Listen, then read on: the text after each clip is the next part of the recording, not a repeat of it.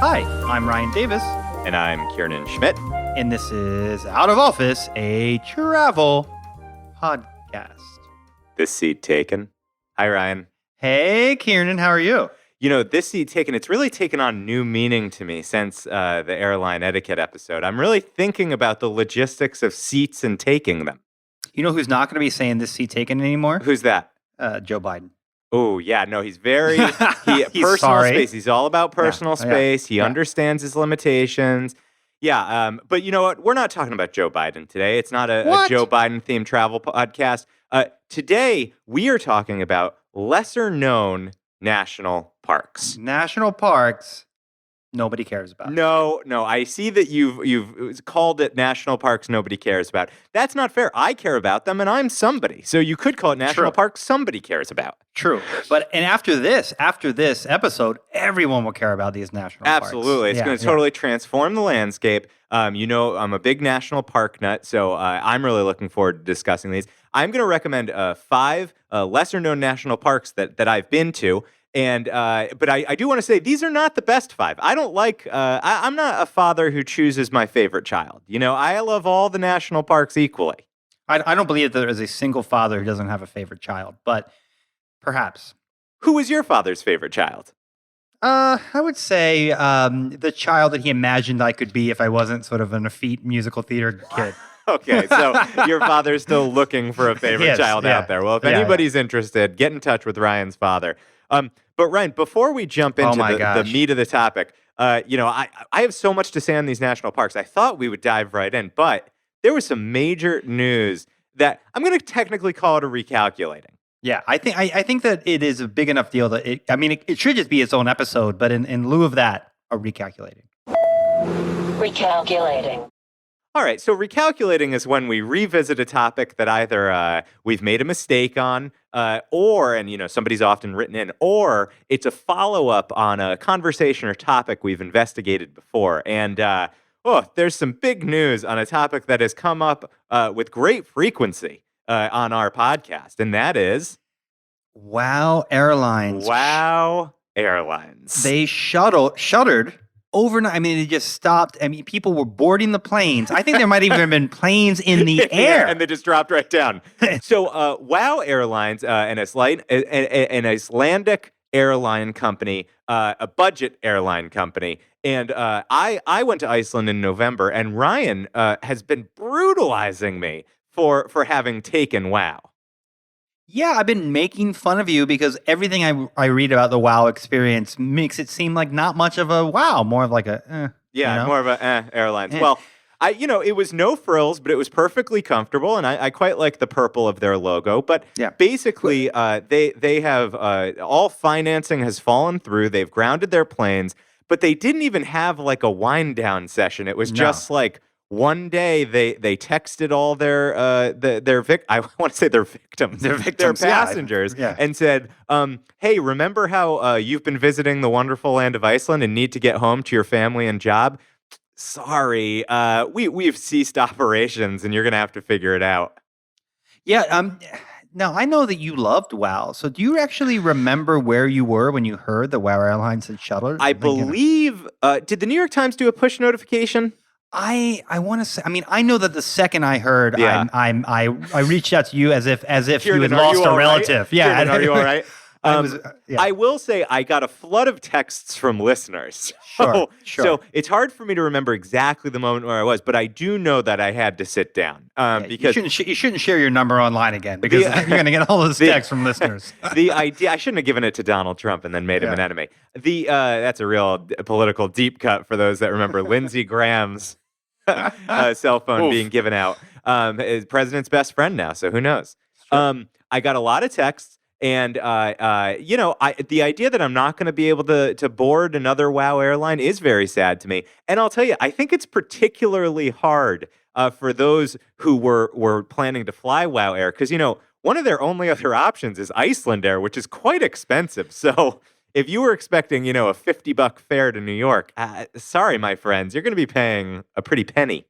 And there are rumors that some of these other sort of, I guess we would call them sort of budget transatlantic airlines are in trouble because it is, it's expensive to run an airline, and if your flight to Iceland is $14.99, maybe that's not actually representing the cost of flying you through the air to across the world. Well, you call them transatlantic. I think we got to start being skeptical of these airlines that come out of the United States and then go, you know what? We got to just sit down in Iceland for a few hours. Yeah. And then we'll hop back over.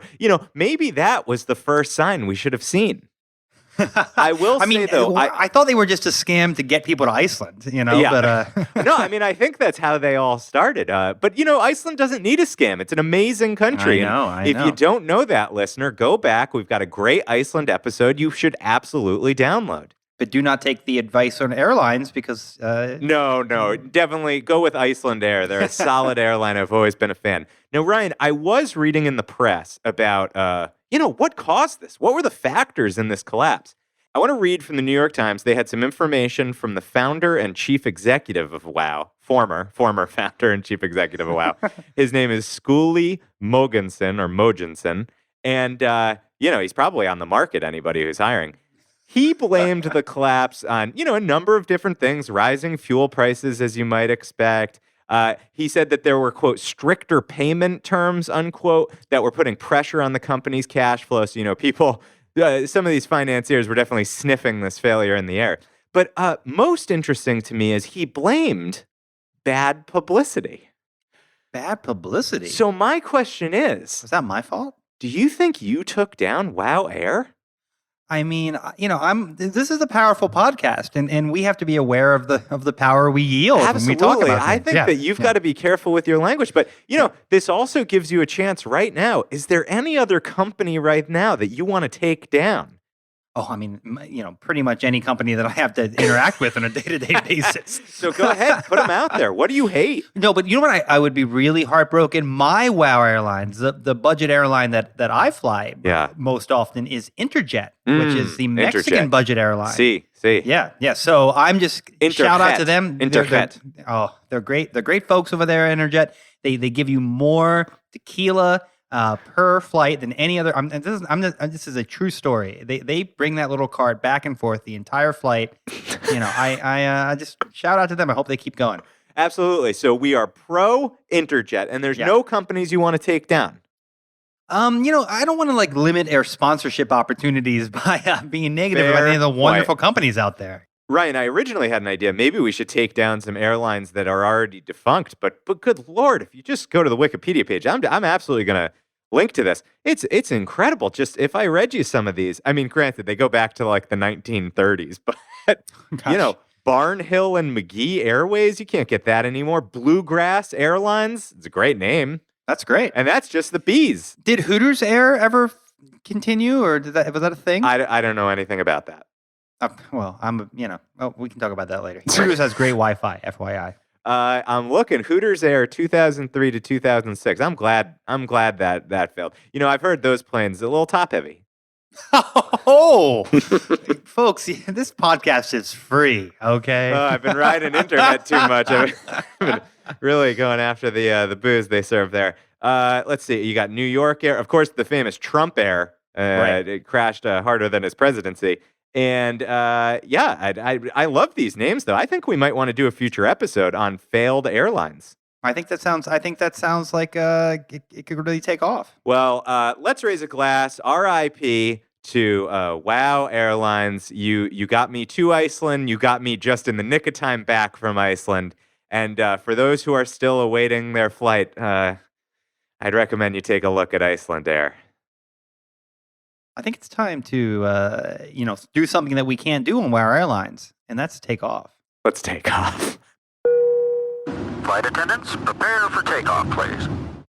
All right, Kiernan. So, I've been to some national parks in my day, but I know that national parks are really you and Teddy Roosevelt are the most committed to the American national parks. So, Yep. And we're actually going to talk about one park that we can thank TR for.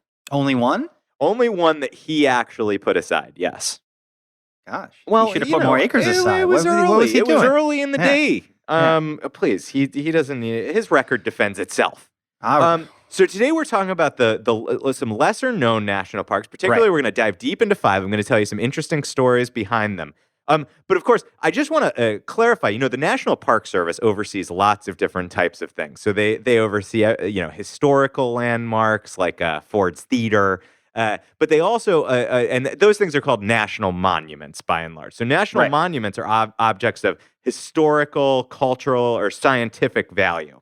Right. Whereas national parks are much more meant for sort of the scenic, inspirational, recreational value that they have. And typically they're much larger national parks. That's not always the case, but typically they're a lot larger. And some parks will start as monuments and then eventually become parks. Some of the ones we're going to talk about today actually trod that path.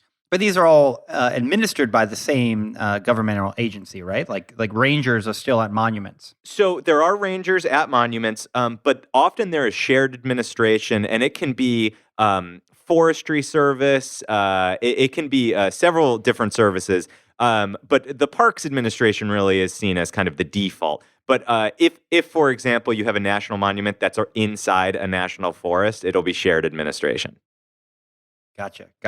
I know that when I was when I went up to the Ulysses S. Grant tomb, there was a fantastic ranger there. So I guess that's a monument, but also sort of a park. Yes, that's a monument. Yeah, it's a monument run by the National Parks Administration. Love those ranger outfits. I don't want to dive too. I think the life of a ranger is going to be a follow-up episode. I've read some great books written by national park rangers. But Ryan, you probably know some of the sort of most popular national parks, right? Yeah, like Yellowstone. Yellowstone, absolutely. Yellowstone, the first national park, one of the most famous. I'll tell you, I bet you would have a hard time guessing the most popular national park. The Grand Canyon? Grand Canyon's number 2. Good guess. I would have thought it was sort of Yellowstone because I always hear about Yosemite. Yosemite number 6. Number 1 is the Great Smoky Mountains National Park. Really? Yeah, they get over 11 million visits a year. Well, the Smoky Mountains are gorgeous, so that totally makes sense. It's also because they have easier access to major population centers. So, you don't have to drive 8 hours through the plains in order to meet them. I know you and I, for example, we've long talked about going to Theodore Roosevelt National Park in North Dakota, but you have to take off like a week to get there. Right. Yeah, you can't just jump on a wild jet and be there. You have to actually, rent a car and stuff. But quite amazingly, if you've got you've got almost 11.5 million visits to Great Smoky Mountains National Park. The next most populated park, Grand Canyon National Park, at 6 million visits. So almost double in Great Smoky Mountains. That's interesting. Dolly Parton runs her own sort of Smoky Mountains amusement park called what's it called? Is it called Dollywood, World? Right? Dollywood. Yeah, Dollywood. Yeah. Have you been there? I have been there when I was a kid. When I did my sort of country trip. Oh, I did the flume ride at Dollywood. Of course, I did. Oh my God! Well, we're gonna have to revisit Dollywood. As far as I know, that's not a national park. It should be. It should be. Because Dolly is a monument. Okay, Dolly is an American she's monument. A national treasure for sure. Okay. I'm not sure who exactly what a public administration would oversee her. But you got the Great Smoky Mountain Grand Canyon National Park. Then you got Rocky Mountain National Park, Zion. Yellowstone, Yosemite, Acadia, Grand Tetons, Olympic, Glacier. These are all this is top tier national park, right? That's not what we're talking about today. We're talking about today a bunch of parks that you've probably never heard of. So let's dive right in. All right, let's dive. All right. So the first recommendation I have is called the Badlands National Park in South Dakota. Yeah, and I know of this because I think there's a Terrence Malick film called Badlands that is set in this national park. So really? Do you know anything about it? I want to pretend that I've seen it because Terrence Malick's an important director, but I have not seen it, nor do I know much about it. I just know it's called Badlands. Can I be honest? I have no idea who that is. Oh, well, because I'm a film guy, so. Yeah. Okay, who is it? What else has he done? Terrence Malick made 4 films, and they always take 15 years to make. And I think the most recent one might have been The Thin Blue Line. No, you know what? He made a movie with Brad Pitt that was about like the creation of the world, and like the first 30 minutes were like yes. I remember that one. That's Terrence Malick. Well, listen, if I were making a movie about the creation of the world, Badlands, South Dakota would definitely be featured. So the Badlands is in what are called the Black Hills of South Dakota, and these are, I believe, the second highest peaks in the United States besides the Rockies. And so on your drive there, you pass all this lovely mountain scenery, and also it's well paired with visiting Mount Rushmore. So if you're going to Mount Rushmore, throw in the Badlands National Park. They have a very pleasant hotel on the grounds there. And what the Badlands are known for, I mean, obviously, if I were marketing this, I probably wouldn't have named it the Badlands. Well, Badlands, it sounds kind of cool. It's like Badlands. Oh, I like that. You're right. Yeah. You're right. If you kind of called it like, no, you don't want to go there. Those are the Badlands. Yeah, I want to go there immediately. Yeah. You know? It's a very harsh landscape, sort of these big ancient rock formations, cliffs and spires, and they're very majestic and beautiful to look at. And they have rock striations, which is, when there's been erosion and weather, you can actually see these beautiful bands of different rock types in time, and it really gives you a sense of this like rich history that they have there. But it's relatively little water. They've got these kind of big sweeping canyons. Like if you were trying to ride your horse through these areas, or you were a pioneer trying to bring your covered wagon through it, these would be some very bad lands. Why is it called Badlands? Is this the name of the area? Is it how is this So named? the Lakota people, the Native Americans who traditionally were in this area, They called it Badlands. they called it the Badlands because they are. It reflects the harsh environment, and then some of the early European settlers, particularly the French, also referred to it as Badlands. But Badlands, that is a name that gets thrown around in North Dakota, the Theodore Roosevelt National Park that I mentioned before. Those are called the Badlands as well. I believe there are Badlands in Montana. In fact, I actually think that film might have been about Badlands in Montana. Right. Yeah. Yes, it was. As we found out when I just looked it up a minute ago, it was about Badlands in Montana. So there's a lot of Badlands. I didn't want to waste time getting a whole recalculating on it. Okay. No. So Ryan messed up. Badlands was in Montana. Please do not email us. Though if you do want to email us, Ryan, what's the email again? It's outofofficepod@gmail.com. We love your emails. Yeah. The other thing that I really love about the Badlands is that they have really rich fossil beds. So they have found everything from ancient rhinos, horses, saber-toothed cats, and they actually have a small museum there where they do show you some of the fossils that have been discovered there. So it can be a great place to bring kids, and you can still see a lot of wildlife today. A fair amount of the park is prairie, and so you will come across bison, bighorn sheep, prairie dogs, and then you can challenge yourself to find black-footed ferrets. But I know when I was there, I was not able to find them. They're very elusive. I can't even think of what a black-footed ferret would look like. Tell you what, to know if I've seen it or not. I'll throw one up on the Instagram, and I feel like you have not seen it. I feel safe to say, having that you've not been to the Badlands National Park. Very unlikely in New York City. You might have seen a rat in the subway that had stepped in some tar. That would be easily mistaken for a black-footed ferret. I'll just give one last shout out for the Badlands hotel scene. When Catherine and I visited, there are sort of two places to stay. One is kind of a nicer area in the park, and then one is kind of a not as nice hotel on the outskirts. And we got one night booked inside, and then we had to stay at the less nice one. And, going back to a tip that Ryan and I always have, which is you really want to be kind and nice to the concierge, the staff at a hotel, because you never know what they can do for you. Love your concierge. I went up and I was looking very angelic, and I was kind, and I asked, "How are you?" And I said, my wife and I are only here for the night. Actually, at the time, she was my girlfriend. My girlfriend, I probably should have said wife in case this was a good Christian woman in South Dakota. I said, we have just the one night here, and we're supposed to move down the road, but is there any chance that there's an opening? And conspiratorially, she leaned across the desk and she said, "Do you know, I just had a cancellation. Technically, I'm not supposed to allow you to book it here, but just don't tell anybody, and I'll let you move cabins." And now you're just telling everybody in the world. Well, on the podcast. This poor woman. It's gonna come back to her. I mean, no. She's untraceable, and in fact, it was a man and a non-Christian, clearly a non-Christian, and he was heavily mustachioed, had an eye patch, and told me he was very soon running for the Canadian border. So don't even try to find that concierge. But thank you to that young lady. If you're listening today, we had a wonderful stay in the Badlands. So that's number one, Badlands National Park, South Dakota. Now, Ryan, number two is called Canyonlands National Park in Utah. Have you ever heard of Canyonlands? It doesn't sound real to me, Canyonlands. It sounds like, sort a of board game or...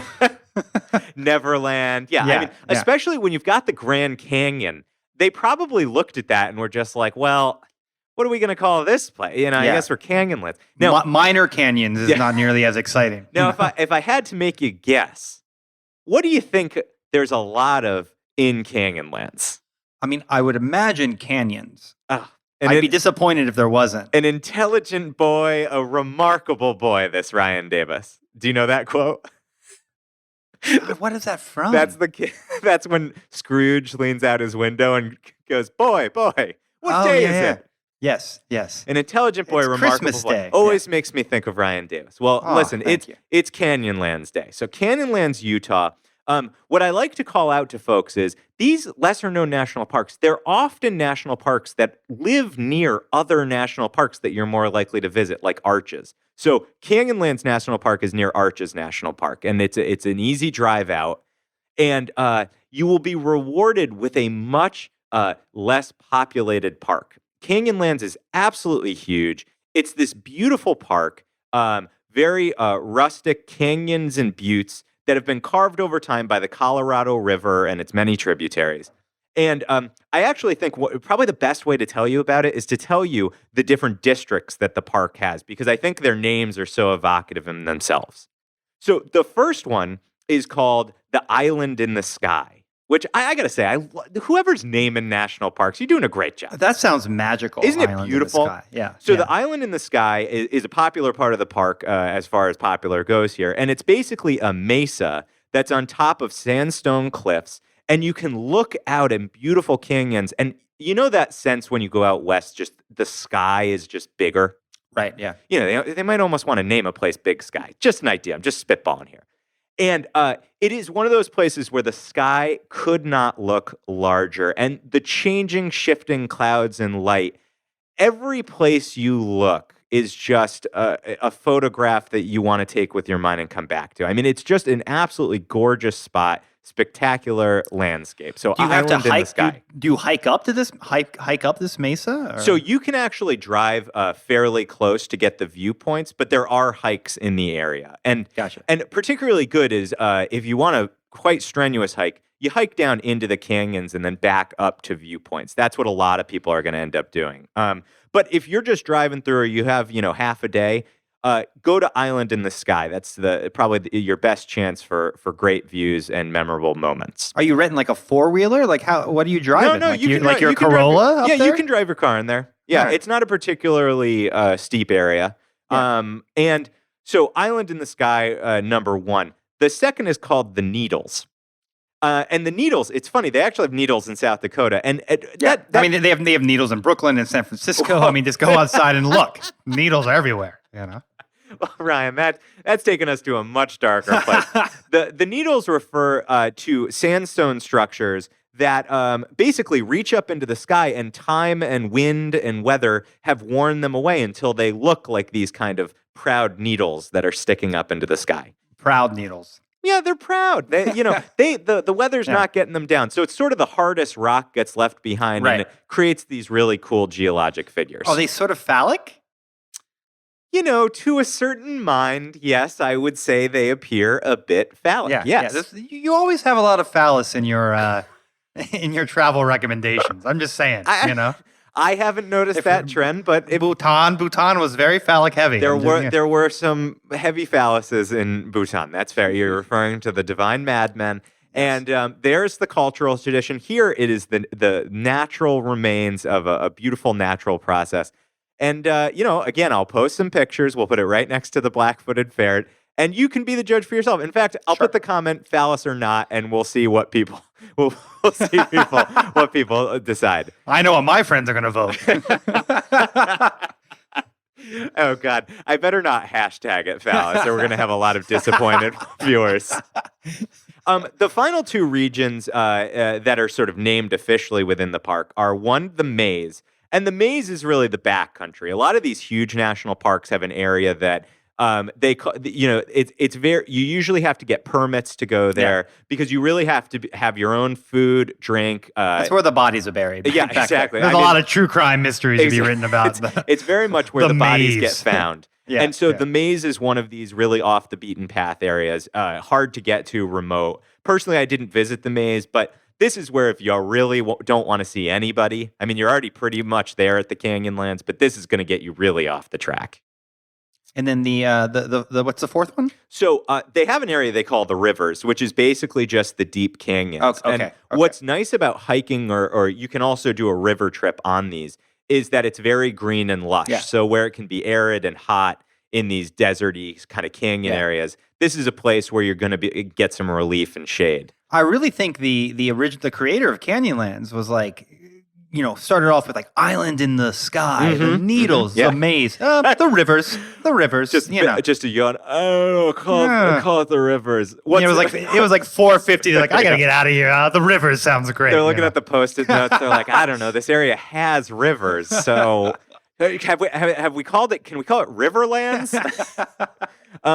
And then one final part of the park that has been kind of added to the park because they were trying to protect some cultural artifacts in it is called Horseshoe Canyon.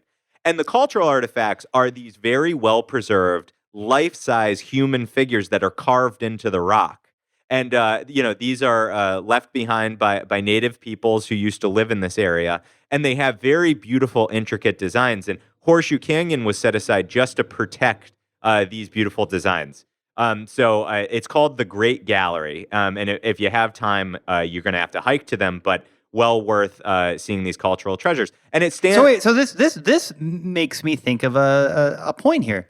What makes that not a monument then? Right? I mean, those are that is not that is not a natural occurrence, right? It's not like the Painted Desert or the Grand Canyon, which Grand Canyon was made by some Yeah, wooders. I understand. The truth is, this system has grown over time, and there are not hard and fast, strict rules. So while national parks are typically set aside for nature and recreation, they can preserve cultural artifacts like this. And so a perfect example of that is I've also been to a Colorado park that's not on this list, and it's called Mesa Verde. And at Mesa Verde, they actually preserve the cliff dwellings of Native American populations that lived there. And these are, constructed homes and community centers that are built underneath overhanging cliffs. And it is a national park.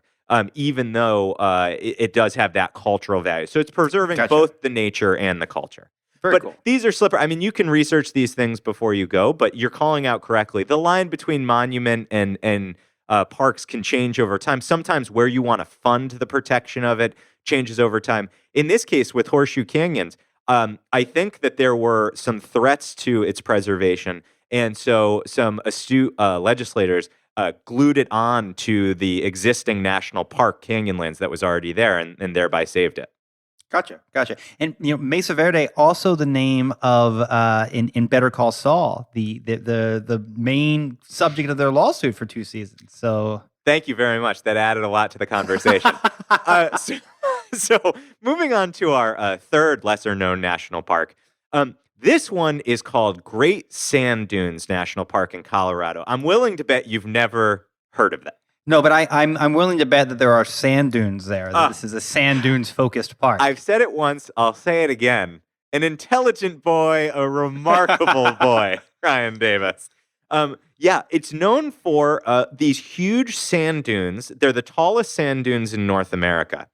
And the way that they formed is super fascinating. So basically, this is in southern Colorado, and it's bordered by the Sangre de Cristo Mountains. I know you were very impressed with that Spanish. Excellent pronunciation. Now, there, yeah. can you remind me, what is Sangre de Cristo? It means something of the Christ. Very good. And you really can't guess what sangre might mean? Land? Nope, that's tierra. Mountains of the Christ? Nope. No, because mountains is at the end there. Yeah, Yeah, so it's got the word mountains later. Yeah. Mm-hmm. How about Jesus was not involved with a lot of mountains, okay? He was not a mountain kind of guy. But you know what he was involved with? Blood. Loved the blood. He's got people drinking the blood. He's bleeding on the cross. Sangre's blood. That's right. It's the blood. That's the blood of Christ. Intense name for mountains. mountains. It's a very intense name. Again, really knocking it out of the park, these marketers. Yeah. And what this is the lower southernmost range within the Rockies. So it's sort of a sub-range within the Rockies. And so the blood of Christ Mountains is the actual. It's on a map. If I look, no, but it's called Sangre de Cristo Mountains. Even And the way that the weather patterns go is that sediments from the mountains have over time worn down, and there used to be lakes in this area. I mean, I'm talking tens of thousands of years ago. And this sand would collect because winds are blowing across the lake towards the mountains. The lakes drain away, and what's left but these giant sand dunes. Right. Okay. And it is. I've never been to what I would properly call a desert, but this is like a what you picture, those vast dunes of the Sahara, but with mountains with snow on the top directly in the background, like directly bordering them. That must be visually pretty striking. It's very striking to see these very disparate terrains right next to each other. Yeah. But what is most striking is the activity that you do when you visit the Great Sand Dunes. What activity do you do? You go dune buggying? So that close, you go sand sledding. And that sounds amazing. It's incredible. That's everything I want to do, minus because I want to go sledding, but I hate the idea of snow, right, and wetness. I mean, this seems like a dry way to do this. But it is a very dry way to do it. Yeah. And what you do is, before you enter the park, you rent a sled, a board, which is basically just a wooden board with a veneer on it. Yeah. They give you a bar of wax, and you wax it up. Of course, up. You got to wax it up, yeah. And you get to the top of these dunes, and you plop down your board, and you sand sled straight down. How steep is it? They can get pretty steep. They can get pretty long. I found it significantly harder than sledding on snow. It's also significantly grittier, as you'd imagine. Yeah. And you know, if it's warmer though, it's a lot warmer. If you're like one of us, you've got your sunscreen on, and then quickly you have sort of a mask of sand. Right. Probably good for your pores. Absolutely. Probably exfoliating. But as far as I know, this is one of the few places in the world that you can sand sled, and I highly recommend it for that experience. I've never even heard of sand sledding. I might become like one of these people who is like really aggressively into sand sledding, you know, like my extreme sport, you know, it's like sand sled guy. Well, it's a great thing to do because, you know, as you can imagine, hiking in this area can get a little monotonous. There are some forests close by, and you could get off to the mountains. But it seems like a made-up activity. Like there was a bunch of bored kids out there one day in Colorado, and the dad's like, "What do we have? Well, we have a piece of wood. Well, go tell them to slide down that sand hill." Well, let me tell you, the kids figured it out, and with that wax, you can really slide right down. Catherine was significantly better at sand sledding. When I was a kid, we had a big hill in my yard. And we would use wax paper, and we would wax up like a piece of wood and slide down on the grass. So that was pretty hip. On a piece of wax paper? No, we'd use wax paper and a piece of wood, and we would make it really that would 100% work. So if you're trying to save the rental fee, take this tip from Ryan: get a little plywood, put it on, bring it on as your carry-on. If you take Southwest, you can bring it on for free. You could even check it. Buy some wax paper, wax that baby right up. You've got a sand sled. Again, just don't get any. You don't want to get any of those little wood things in you. Little splinters. Splinters, they call them. Yeah, I call them wood things. Yeah, but I know you thought it might be called sangres. So Great Sand Dunes National Park, incredibly scenic and unique.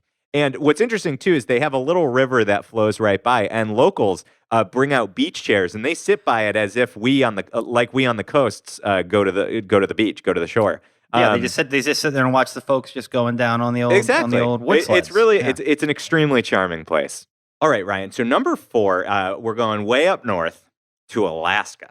Alaska. So I want to highlight here. It's a wonderful national park called Kenai Fjords National Park, and it's on the Kenai Peninsula in sort of south central Alaska, and it's near Seward. So Alaska, Seward's Folly. There's a town called Seward, and that's the town that's closest to this national park. And this park is typically seen from the water.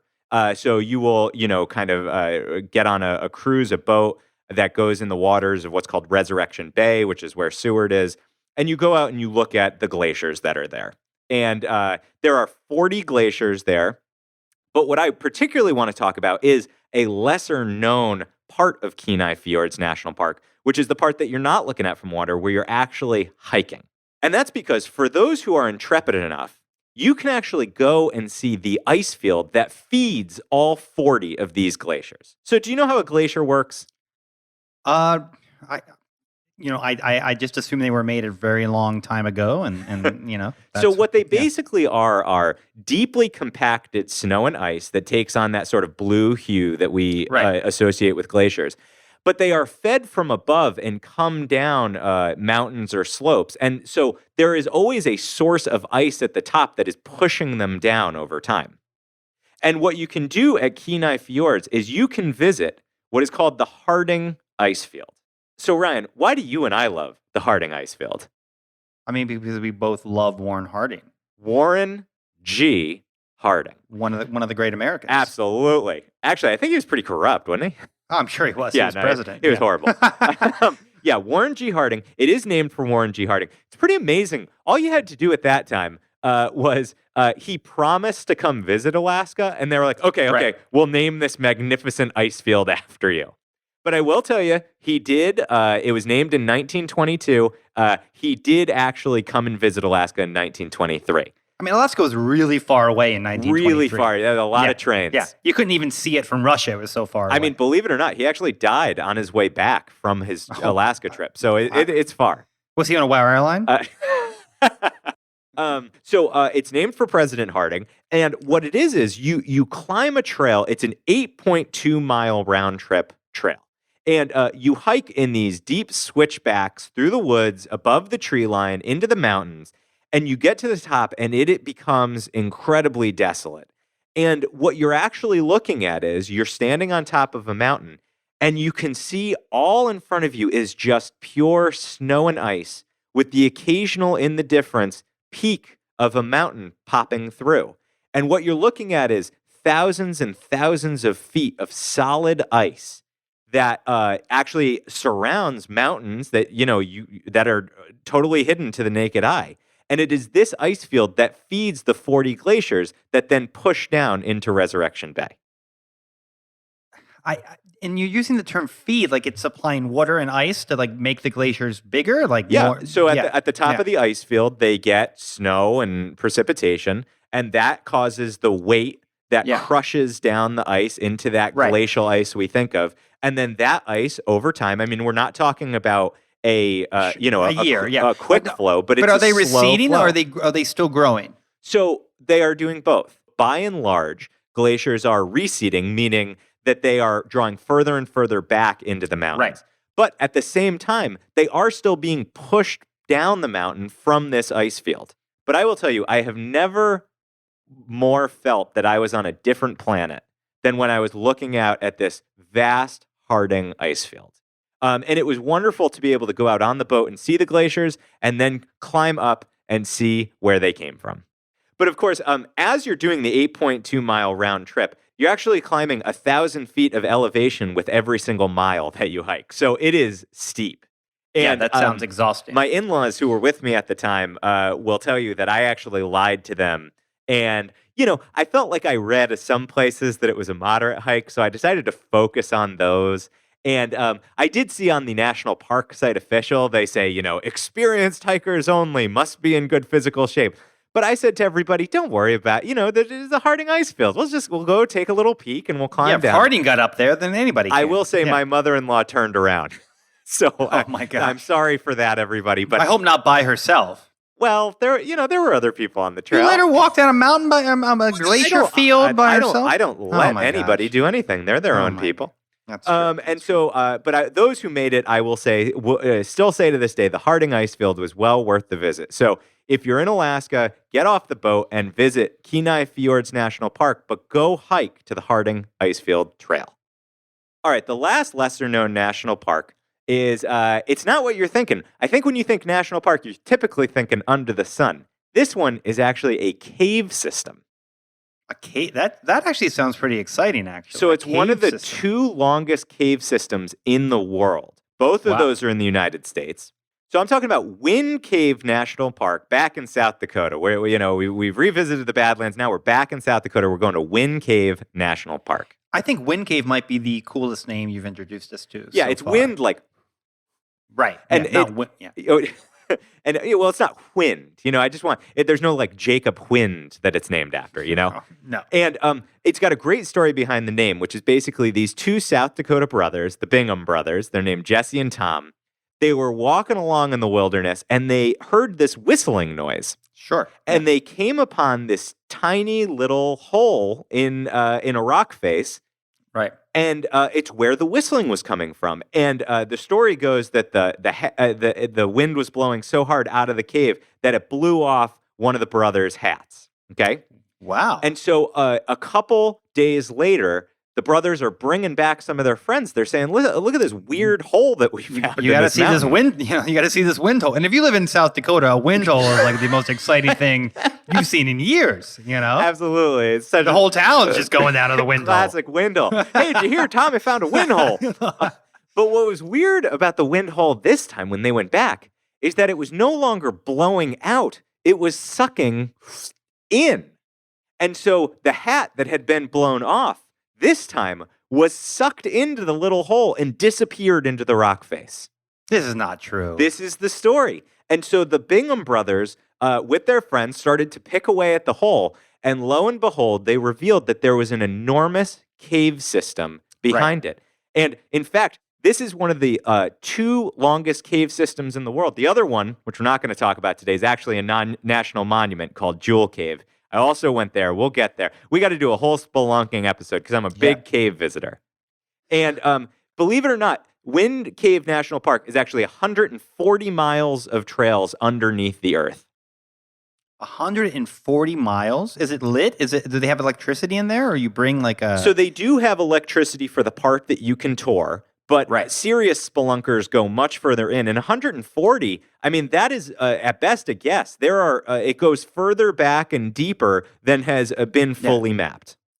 We what we got to get? We got to get Elon Musk in there, and he can just send one of his amazing robots all the way into the end of the cave. And he built that cave drilling robot to go. Well, I'm not sure we want to drill the cave, you see, because... No, we want to map it. We want to see what's in there. Yeah, but you'll be mapping something that he has destroyed by sending in a drilling robot. This is also the start to like every horror movie I've ever seen. Like, look, there's a wind hole, what's down there? And then all like some beast 140 miles below the surface of the earth. It gets woken up by a little robot hitting it in the head. Yeah. Thanks, brothers. What are they? Who are these brothers? The Bingham again? brothers. Thanks, Bingham brothers. Yeah.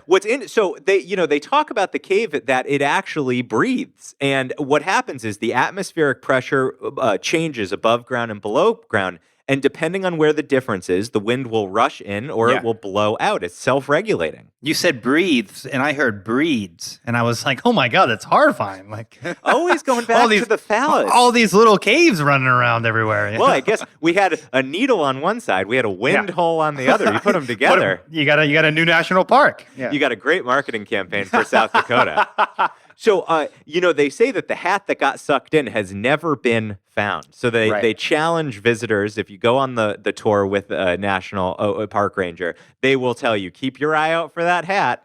Oh, they're so funny.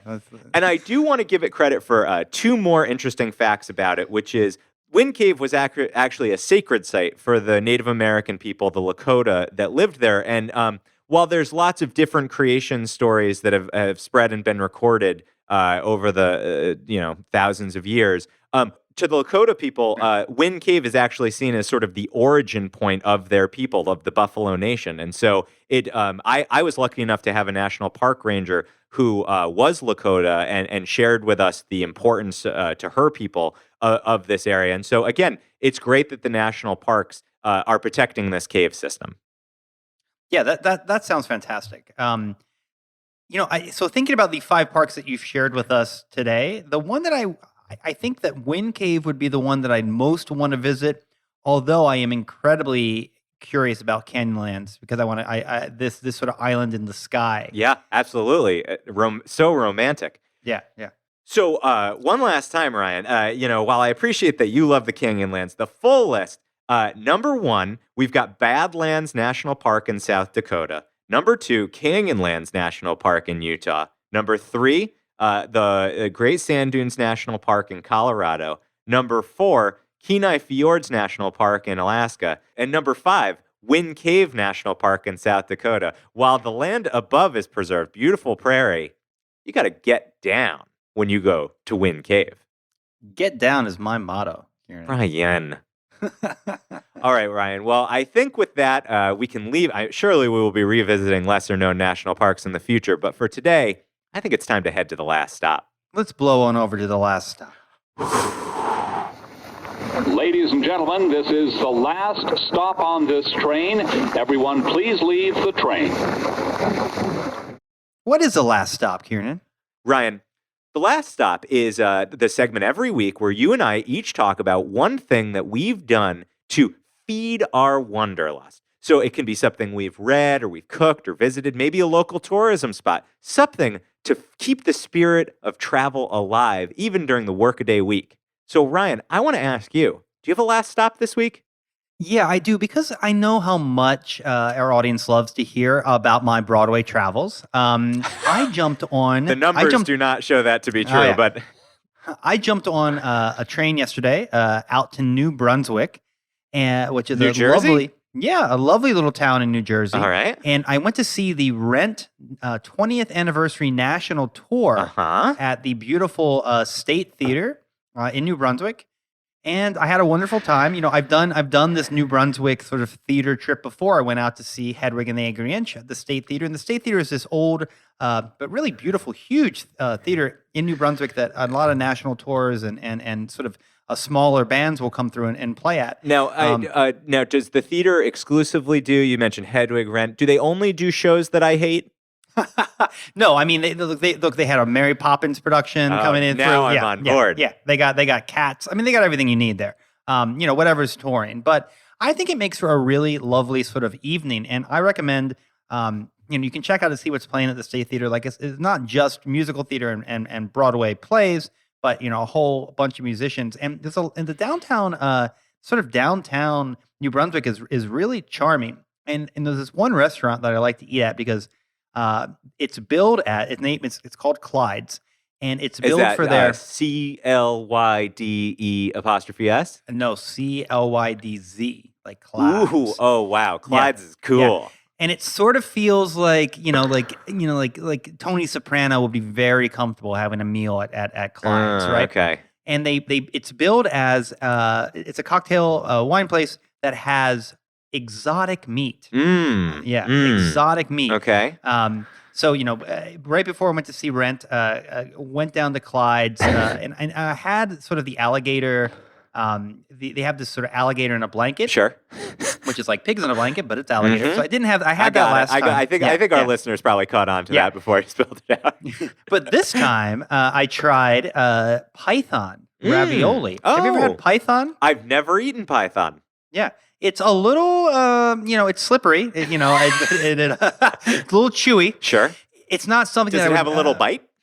Oh yeah, it's got a little. It's got a little bite. You gotta watch out. But pretty yummy place. Definitely a fan of it. And if you have additional time, I actually think the Rutgers Art Museum because Rutgers is sort of New Brunswick is a college town. Rutgers is sort of surrounds it. Yeah. Has a really wild collection of Soviet propaganda and nonconformist anti-propaganda art that is absolutely fascinating. So, check out the State Theater. It's a beautiful old theater in New Jersey. Grab yourself some Python ravioli there at Clyde's, and go check out the Soviet propaganda at the Dodge collection on at the Rutgers campus. And that's Clyde's with a Z. Clyde's with a Z. And just a quick question I think is relevant. Sure. How if you're going out to see Rent, you're leaving New York City to get to New Brunswick, how many minutes does that take? Does it take? I do want to say though, I enjoyed the production very much. But there's a line in Rent that you can take the girl out of Jersey, but you can't take the Jersey out of the girl. Oh. And I have never heard such an applause as when that moment happened. I thought they could stop the show. But I think it's great that they're applauding leaving New Jersey. They're like, yes, yes. All right. Well, that sounds great. Well, what's your last stop this week, Kiernan? Now, Ryan, my last stop, I did a local tourism spot here in Boston. It's at a place called the Parker House Hotel. Have you ever heard of it?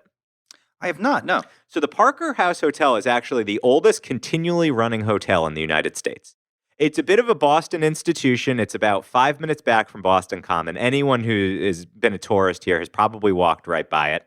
And it's now called the Omni Parker House Hotel. But you walk in and it's a very old school experience. Dark wood, big ceilings. It's a hotel that they have kept kind of true to its historic roots. Right. And Ryan, those historic roots go back quite a long way. While it was built in 1927, the original Park House Hotel was actually built in 1855. 1850. That is an old hotel. And so, I went for breakfast there, and a very kind of formal white tablecloth sort of dining room. And it is famous for having been the place where Boston cream pie was created. But that is not the reason that I went. The reason that I went is that from 1912 to 1913, you'll never guess who worked in the kitchen of Parker House Hotel in Boston. I'm going to say either an Adams or a Romney. Ho Chi Minh. Ho Chi Minh? Ho Chi Minh. It's a part of his life that is not very well known about, but Ho Chi Minh, the Ho Chi Minh. Ho Chi Minh, like Ho Chi Minh City, Ho Chi Minh. Yeah, like the Ho Chi Minh whose body you can still visit preserved in Hanoi, that Ho Chi Minh. Right. When he was a young man, he actually did a tour through Europe, spent some time in France and England, and then came to the United States. And in fact, he had some admiration for the United States. And part of that time he spent working in the Parker House Hotel. Now, I didn't see any actual call outs of this. It's not like they have Ho Chi Minh Boston cream pie or something on the menu. They're missing out, by the way. But it's a fascinating chapter, of all the kind of historic figures that you would expect to be in this kind of old school. It feels very like Boston Brahmin hotel. You don't really expect it to be connected to our enemy during the Vietnam War. I had no idea that Ho Chi Minh lived in the United States. That is pretty interesting. Yeah, it's. I will actually put a link in the podcast show notes. It's a PRI story about Public Radio International story about his time in America. Relatively little is known, but it's fascinating to hear what he actually took away from those experiences, from what we can tell. So I'll give a link to that. Yeah, having Ho Chi Minh cook you a cheeseburger is sort of like. If your eye doctor used to be like Al Assad, Oh God! it's like oh yeah, he used to do my contacts before he went to run Syria. Yeah, well, you never know. That's why you got to be nice to everybody. Yeah, world leaders have jobs before they're before they run the country. That's the main takeaway. I actually think maybe that young clerk in the Badlands National Park. I think that man may have grown up to be Bolsonaro in Brazil. I'm pretty sure I saw a certain resemblance there. So anyway, be kind to everyone you meet, from the kitchen workers straight through to the cleaning staff to the front desk staff, because you just never know who's going to grow up to be Ho Chi Minh. Yeah. All right, Ryan. Well, what are we talking about next week? I have a surprise for you, Kiernan. What? You're going to love this. Oh my God. Rick Steves. Rick Steves going to be on the show? No. Rick Steves is not going to be on the show. I mean, we've asked him, and we got. If I get one more cease and desist letter from Rick Steves, we got a soft no. If Yeah. anything, it was more of a check back later. It wasn't a no. Yeah. It was a circle back. It was Yeah. a circle back. It And was when- a circle back. In my experience, when people tell me to circle back, it always means yes later on. It doesn't mean like I'm gonna never read your emails again. I mean, I know that I told you no, I don't want to be your friend about 100 times before Right, you cracked my I'll defenses. circle back. Yeah, and you just kept circling back.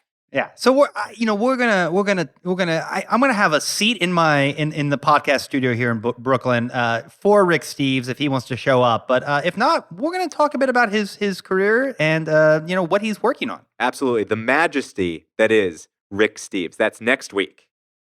Well, until next week, I'm Ryan Davis, And I'm Kiernan Schmidt. and this is Out of Office, a travel podcast. This seat taken. I am so ready to go spelunking. You know. All right, That well, would be so listen, fun. I'll pack the Python ravioli. You get the gear. You gotta bring the ravioli with you. I'll see you there.